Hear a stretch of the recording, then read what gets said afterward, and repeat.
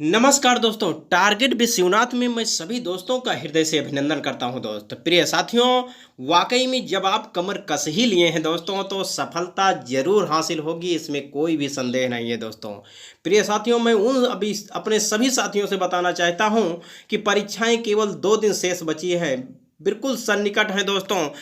इसलिए हमारे जो भी साथी हमारे हिंदी टॉपिक पर जो हमारी 8-10 वीडियो छोटी छोटी बनी है, जो भी साथी हमारे ना देखे हों तो जाकर के प्लेलिस्ट में पड़ी हुई वीडियो को जरूर देख लें दोस्तों, क्योंकि इससे बाहर बिल्कुल भी कुछ पूछा जाने वाला नहीं है दोस्तों।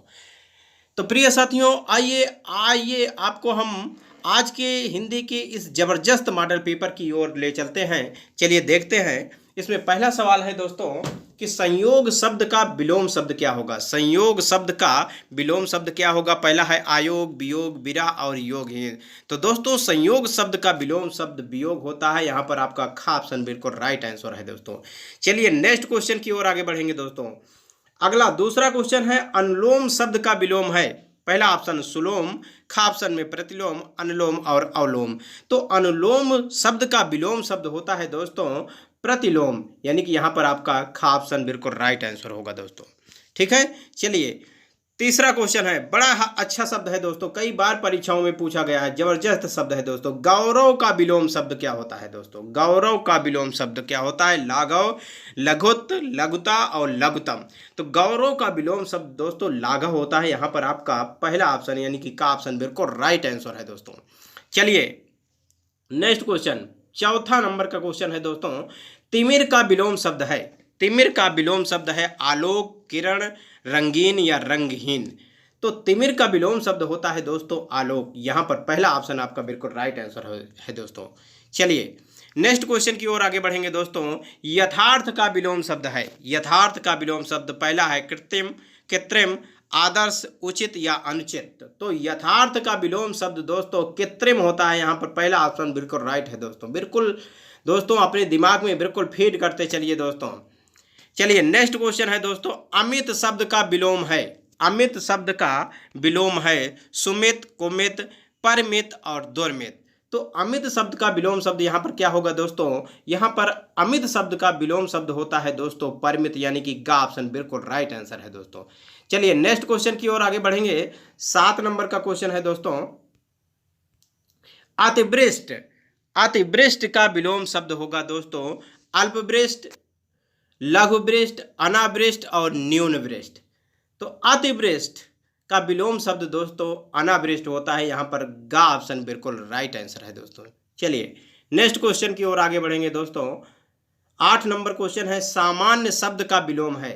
सामान्य शब्द का विलोम है श्रेष्ठ, सर्वज्ञ, साधारण या विशिष्ट।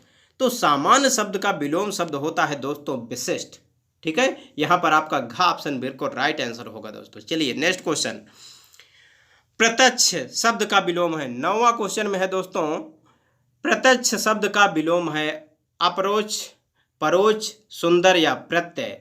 तो प्रत्यक्ष शब्द का विलोम शब्द होता है दोस्तों परोक्ष, यानी कि खा ऑप्शन यहाँ पर बिल्कुल आपका राइट आंसर होगा दोस्तों। चलिए नेक्स्ट क्वेश्चन, अमर शब्द का विलोम क्या होगा दोस्तों। बड़ा ही अच्छा शब्द है दोस्तों, बड़ा ही इंपॉर्टेंट, कई बार परीक्षाओं में पूछा गया है। अमर शब्द का विलोम शब्द मृतक, मृत्यु, मरण या मर्त्य। तो अमर शब्द का विलोम शब्द होता है दोस्तों मर्त्य, यानी कि आपका घ ऑप्शन यहाँ पर राइट आंसर होगा दोस्तों। चलिए अगला है दोस्तों 11 नंबर क्वेश्चन पे ध्यान देंगे। 11 नंबर क्वेश्चन है दोस्तों, कौन सा वाक्य शुद्ध है। कौन सा वाक्य शुद्ध है। पहला दिया गया है शरतकालीन दिनों में चंद्रमा की शोभा देखने योग्य होती है। ख ऑप्शन में देखते चलेंगे दोस्तों धैर्यता के साथ कायदे से कि शरद काल के दिनों में चंद्रमा की शोभा देखने योग्य होती है। ग ऑप्शन में दिया है शरद काल में चंद्रमा की शोभा देखने योग्य होती है। और घ ऑप्शन में दिया है शोभा देखने योग्य होती है दोस्तों। तो यहाँ पर आपका राइट आंसर होगा गा, कि शरद काल में चंद्रमा की शोभा देखने योग्य होती है। ठीक है दोस्तों। चलिए नेक्स्ट क्वेश्चन, 12 नंबर क्वेश्चन पर ध्यान देंगे दोस्तों। कौन सा वाक्य शुद्ध है। सुरेश को एक पाती लिखना है। ख ऑप्शन में सुरेश ने एक पाती लिखनी है। ग ऑप्शन में देखेंगे दोस्तों सुरेश के लिए एक पत्र लिखनी है, और घ ऑप्शन में है सुरेश के लिए पत्र लिखना है। तो यहाँ पर कौन सा राइट आंसर होगा दोस्तों, कौन सा शुद्ध वाक्य है? तो यहाँ पर देख रहे हैं कि घ ऑप्शन आपका बिल्कुल राइट आंसर है। सुरेश के लिए पत्र लिखना है, ये बिल्कुल वाक्य की दृष्टि से क्या है दोस्तों, शुद्ध है, इसलिए आपका ये राइट आंसर होगा दोस्तों। चलिए नेक्स्ट क्वेश्चन, 13 नंबर क्वेश्चन की ओर हम आगे बढ़ रहे हैं दोस्तों। शुद्ध वाक्य का चयन कीजिए, शुद्ध वाक्य का चयन कीजिए। पहला ऑप्शन है गुरु आ रहा है, पहला ऑप्शन है गुरु आ रहा है, ख ऑप्शन में गुरु आ रहे हैं, ग ऑप्शन में गुरु आ रहे हैं, और घ ऑप्शन में गुरु जी आ रहे हैं। तो देखिए आपको अब पता हो गया होगा दोस्तों, यहाँ पर राइट आंसर क्या होगा। घ ऑप्शन में जो दिया गया है कि गुरु जी आ रहे हैं, ये बिल्कुल आपका करेक्ट ऑप्शन है दोस्तों। चलिए 14 नंबर क्वेश्चन पे देखेंगे दोस्तों। शुद्ध संयुक्त वाक्य का उदाहरण है दोस्तों। मैं परीक्षा देने के लिए इलाहाबाद जा रहा हूँ। ख ऑप्शन में मुझे परीक्षा देनी है अतः दिल्ली जा रहा हूँ। ग ऑप्शन में मुझे परीक्षा देनी है और मैं गोरखपुर जा रहा हूँ। घ ऑप्शन में मैं वाराणसी जा रहा हूँ क्योंकि मुझे परीक्षा देनी है। हमेशा ध्यान दीजिए दोस्तों, प्रश्न के कैटेगरी को बिल्कुल आप कायदे से पढ़ करके ही आंसर पर जाइए। कह रहा है शुद्ध संयुक्त की बात कर रहा है दोस्तों, तो संयुक्त वाक्य वही वाक्य होता है जिसमें संयोजक शब्द जुड़े हों। तो यहाँ पर देख रहे हैं सभी वाक्यों में केवल ग ऑप्शन में और दिया गया है दोस्तों जो संयोजक शब्द है, इसलिए यहाँ पर आपका संयुक्त वाक्य क्या है दोस्तों, ग ऑप्शन बिल्कुल यहाँ पर आपका राइट आंसर होगा दोस्तों। चलिए 15 नंबर क्वेश्चन की ओर आगे बढ़ेंगे। 15 नंबर क्वेश्चन देखेंगे दोस्तों। निम्नलिखित वाक्यों में एक वाक्य शुद्ध है। पहला ऑप्शन है पृथ्वीराज चौहान ने यदि राजनीतिक चातुर्य का परिचय दिया होता तो आज भारत का इतिहास कुछ और ही होता। ठीक है दोस्तों। ख ऑप्शन में दिया गया है कि गिलास ऊपर तक दूध से ठसाठस भरा हुआ था। ग ऑप्शन में प्रबुद्ध विद्यार्थियों का शिक्षक का केवल संकेत मात्र ही पर्याप्त होता है। घ ऑप्शन में शिक्षक ने विद्यार्थियों को आतंकवाद के ऊपर निबंध लिखने का आदेश दिया। तो यहाँ पर राइट आंसर क्या होगा दोस्तों, पहला ऑप्शन बिल्कुल राइट है। पृथ्वीराज चौहान ने यदि राजनीतिक चातुर्य का परिचय दिया होता तो आज भारत का इतिहास कुछ और ही होता। दोस्तों वाक्य की दृष्टि से बिल्कुल शुद्ध वाक्य है दोस्तों, इसलिए यह आपका करेक्ट ऑप्शन है दोस्तों। चलिए नेक्स्ट क्वेश्चन की ओर आगे बढ़ेंगे। 16 नंबर क्वेश्चन की ओर। बर्तनी की दृष्टि से शुद्ध शब्द है। देख रहे हैं दोस्तों कि बर्तनी की दृष्टि से शुद्ध शब्द पूछ रहा है। दिया गया है परीक्षा, परीक्षा, परीक्षा और परीक्षा।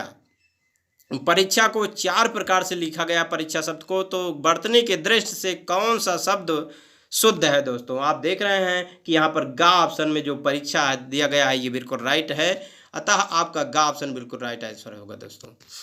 चलिए 17 नंबर क्वेश्चन की ओर आगे बढ़ रहे हैं दोस्तों। निम्न में शुद्ध बर्तनी वाला शब्द है। निम्न में से शुद्ध बर्तनी वाला शब्द है दोस्तों, बड़ा ही जबरदस्त है दोस्तों। 17 नंबर ध्यान देंगे दोस्तों।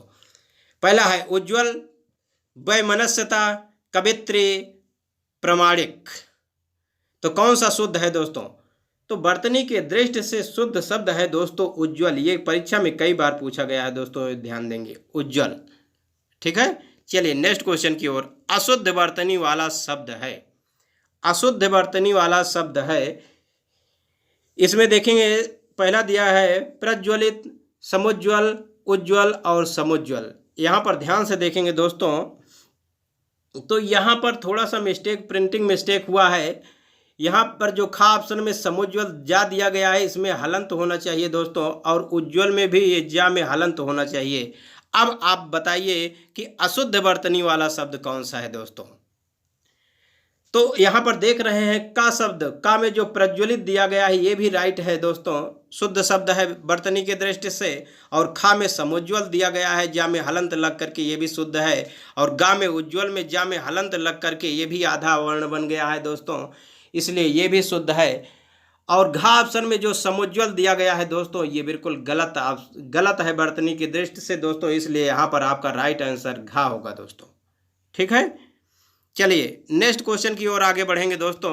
बर्तनी की दृष्टि से शुद्ध शब्द है नरक, नर्क, नर्क और नर्क, जो नर्क लिखा गया है दोस्तों, इसमें देखेंगे वर्तनी की दृष्टि से कौन सा शुद्ध शब्द है।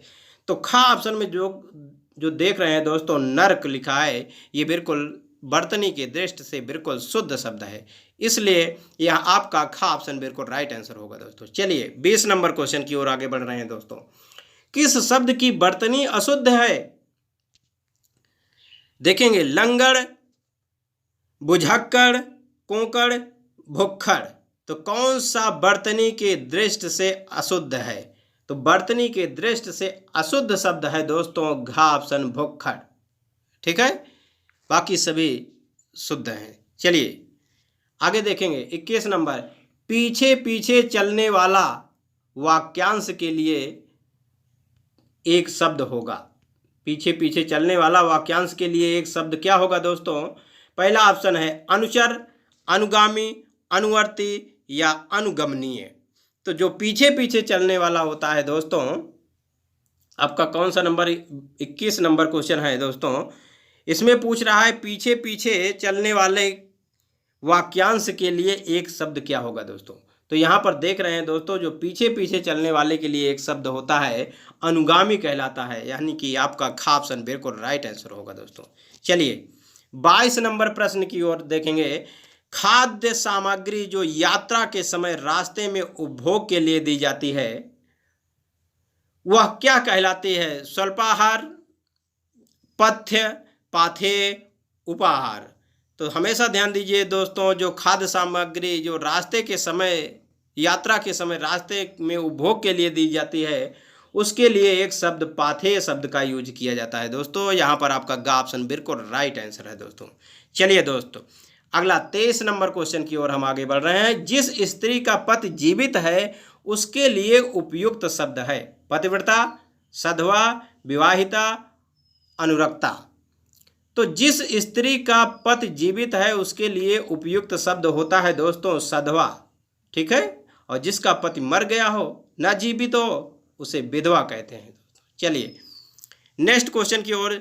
जिसकी पूर्व से कोई आशा ना हो वाक्यांश के लिए उपयुक्त शब्द होगा प्रत्याशित, अप्रत्याशित, अप्रत्याशित और अप्रत्याशित। तो इसमें सभी देखेंगे दोस्तों कौन सा शुद्ध होगा दोस्तों।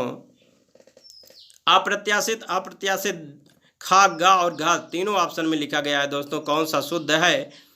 तो जिसकी पूर्व से आशा ना हो उसके लिए अप्रत्याशित कहते हैं, लेकिन कौन सा सही है दोस्तों? यहाँ पर घा ऑप्शन में जो दिया गया है बिल्कुल अप्रत्याशित, ये बिल्कुल राइट आंसर होगा दोस्तों। चलिए 25 नंबर क्वेश्चन की ओर। इसमें देखेंगे दोस्तों कि गुरु के समीप रहकर अध्ययन करने वाले के लिए एक शब्द है शिष्य, आश्रमवासी, विद्यार्थी या अंतेवासी। तो गुरु के समीप रह करके जो अध्ययन करता है उसके लिए एक शब्द का प्रयोग किया जाता है दोस्तों अंतेवासी। ठीक है दोस्तों, इसलिए यहाँ पर आपका घा ऑप्शन बिल्कुल करेक्ट ऑप्शन है। चलिए दोस्तों दिशाएं ही जिनका वस्त्र है उन्हें कहा जाता है। 26 नंबर प्रश्न में देखेंगे दोस्तों, दिशाएं ही जिनका वस्त्र है उन्हें कहा जाता है विश्वम्भर, दिक्पाल, दिगंबर, पैगंबर। तो दिशाएं ही जिसका वस्त्र है दोस्तों उन्हें कहा जाता है दिगंबर, यानी कि गा ऑप्शन आपका बिल्कुल यहाँ पर राइट आंसर है दोस्तों। चलिए 27 नंबर प्रश्न की ओर हम आगे बढ़ रहे हैं दोस्तों। जिसे बुलाया ना गया हो वाक्य के लिए प्रयुक्त होने वाला शब्द है अतिथि, अभ्यागत, अनाहूत, रिश्तेदार। तो दोस्तों जो बिना बुलाए चला आता है, लोग कहते हैं कि क्या कहते हैं जो बिना बुलाए कि अनायास ही चले आए, अनाहूत। ठीक है, तो यहाँ पर गा ऑप्शन बिल्कुल आपका राइट आंसर होगा दोस्तों अनाहूत। ठीक है, जिसे बुलाया ना गया हो उसे वाक्य के लिए कौन सा शब्द प्रयुक्त किया जाता है दोस्तों? वाक्यांश के लिए अनाहूत। ठीक है, तो चलिए दोस्तों 28 नंबर प्रश्न की ओर हम आगे बढ़ेंगे। बहुत सी भाषाओं को जानने वाला के लिए एक शब्द क्या है? बहुत सी भाषाओं को जानने वाले के लिए एक शब्द, पहला ऑप्शन है बहुभाषाविद, बहुभाषाभाषी, दुभाषिया, बहुभाषिया। तो दोस्तों बहुत सी भाषाओं को जानने वाले के लिए एक शब्द बहुभाषाविद कहलाता है, यानी कि पहला ऑप्शन आपका बिल्कुल करेक्ट ऑप्शन होगा दोस्तों यहाँ पर। चलिए 29 नंबर प्रश्न। जो छीण ना हो सके उसके लिए उपयुक्त शब्द है जो छीण ना हो सके, जो नष्ट ना हो सके, जिसका क्षय ना हो, उसके लिए चाहे जो शब्द आए दोस्तों हमेशा ध्यान दीजिए, जिसका क्षय ना हो, जो छीण ना हो, जो नष्ट ना हो, तो वो हमेशा दोस्तों क्या कहलाता है, अक्षय। यानी कि आपका ग ऑप्शन बिल्कुल राइट आंसर होगा दोस्तों यहाँ पर। चलिए लास्ट क्वेश्चन दोस्तों आज के इस वीडियो में, जो कठिनाई से समझने योग्य है के लिए एक शब्द है, जो कठिनाइयों से समझने योग्य है उसके लिए एक शब्द क्या होगा दोस्तों। पहला ऑप्शन है आम, क्लिष्ट, दुर्बोध या दुर्गम। तो जो कठिनाइयों से समझने योग्य है के लिए एक शब्द है दोस्तों दुर्बोध, यानी कि ग ऑप्शन यहाँ पर आपका बिल्कुल राइट आंसर है दोस्तों। तो दोस्तों वीडियो कहीं लंबी ना हो जाए, इसलिए जो नेक्स्ट क्वेश्चन यानी कि 31 नंबर से 60 नंबर तक के क्वेश्चन को हम दूसरी वीडियो में लेकर के उपस्थित होंगे दोस्तों। और सभी दोस्तों से मैं ये आशा करता हूं कि आप बिल्कुल लगन के साथ जुटे हुए हैं और हमेशा जुड़े रहिए दोस्तों, आपका लक्ष्य बिल्कुल सन्निकट है दोस्तों। इन्हीं शुभ वचनों के साथ मैं अपनी वाणी को यहीं पर विराम देता हूं दोस्तों। सभी दोस्तों को बहुत बहुत धन्यवाद।